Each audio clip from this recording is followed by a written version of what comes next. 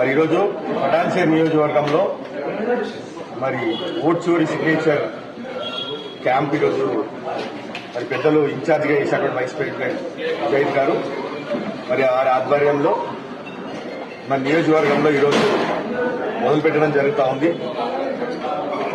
మరి ఈరోజు ఏదైతే రాహుల్ గాంధీ గారు పోరాడుతూ ఉన్నారో మరి అది ముమ్మాటికి వాస్తవం. ముఖ్యంగా నేను ఒక పటాన్చేరు నియోజకవర్గ పోటీ చేసిన అభ్యర్థిగా నేను ఇన్ఛార్జిగా ఉన్నా. ఇది వాస్తవానికి ఏదైతే రాహుల్ గాంధీ గారు చెప్పారో అదే మాదిరిగా ఈ పటాన్చేరులో కూడా అదే మాదిరిగా జరిగింది.